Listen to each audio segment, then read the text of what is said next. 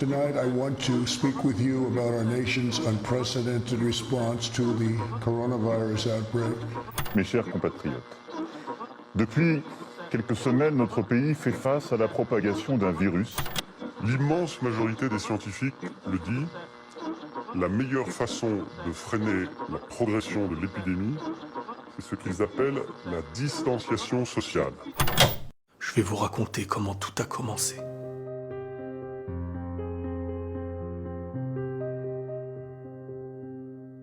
Au départ, on pensait tous que c'était temporaire, que c'était qu'une question de jours, de semaines, qu'on allait en profiter pour se reposer, se mater des séries, rigoler. Pour beaucoup, cette période fut considérée comme des vacances. On se disait qu'après celle-ci, les enfants retourneraient à l'école comme avant, que les adultes reprendraient leur travail et que la vie, simplement, redeviendrait celle qu'on a tous connue. On ne pouvait pas s'imaginer quelque chose de différent. On n'était pas prêt à ça. La routine nous avait tellement habitués à ne voir que d'un œil. On ne connaissait que ça. Et on pensait avoir le contrôle sur tout.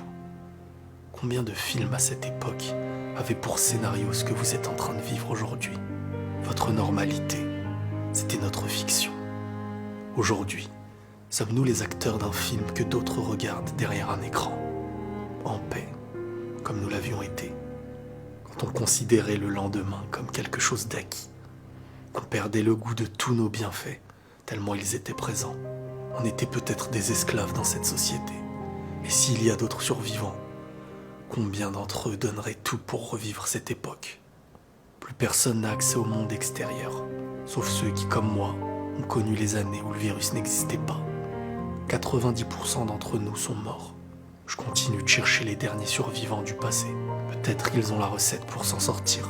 Peut-être que leur sang aura de la valeur.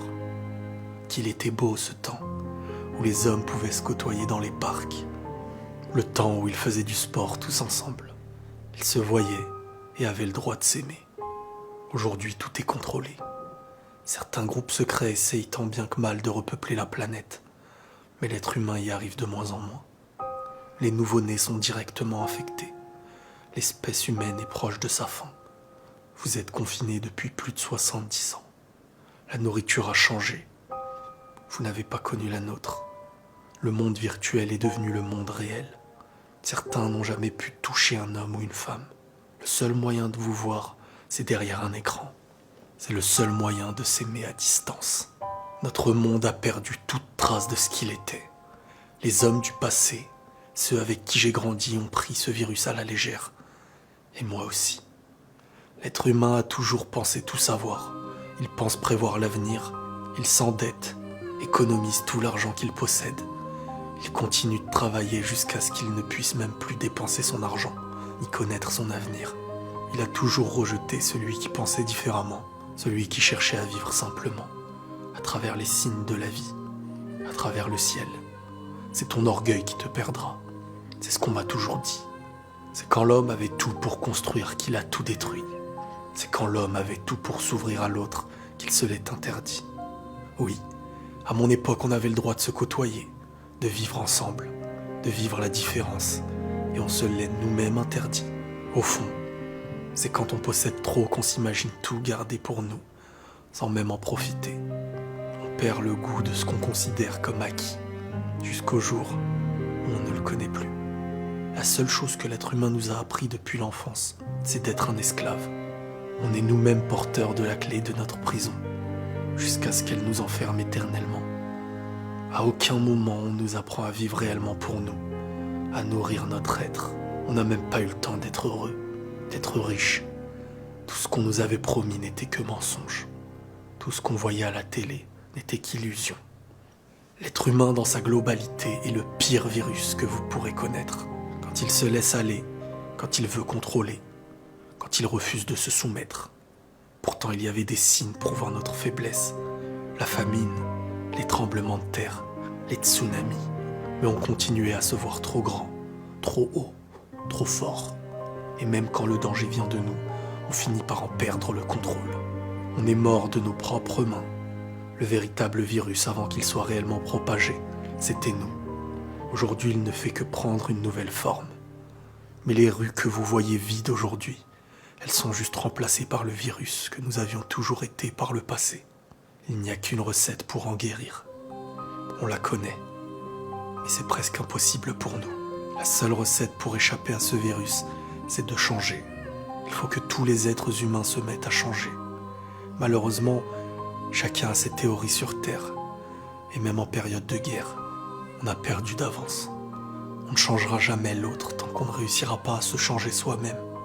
Nous ne pouvons plus rien faire, du moins, nous ne pourrons plus vivre comme avant. Tout ce que l'être humain a connu, il l'a sali. Tout ce qu'il avait entre ses mains, il l'a rejeté par mépris. Tout a pris fin à cause de nous. Du jour au lendemain, tout s'est transformé en souvenirs lointains.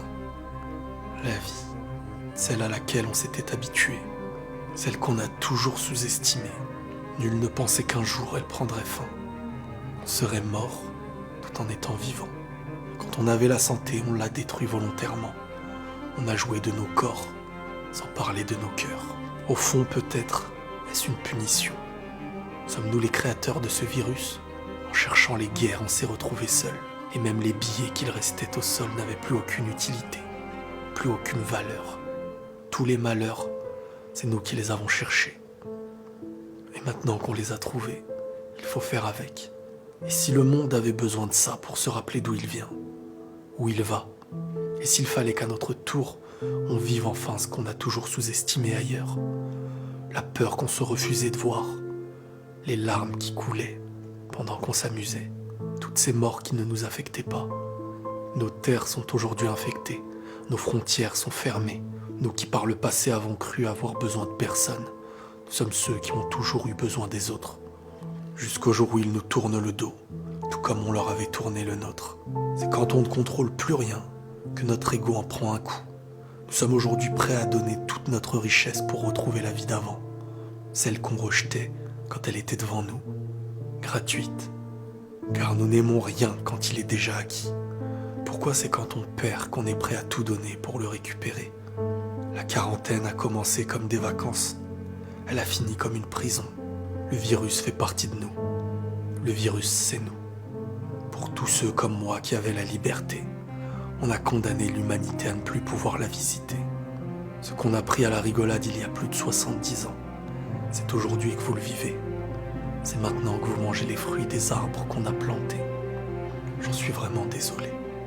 Si vous aussi vous aviez connu ce temps, vous auriez été les mêmes ingrats que nous. Quoi qu'il arrive, il fallait à un moment donné payer l'addition du rôle qu'on n'a jamais voulu assumer. On avait besoin de ça pour nous rappeler ce qu'on a fait, nous rappeler qu'on n'était personne. Et si le monde devait se soumettre pour enfin guérir, et si notre rôle sur Terre était ignoré par la majorité, encore une fois, désolé.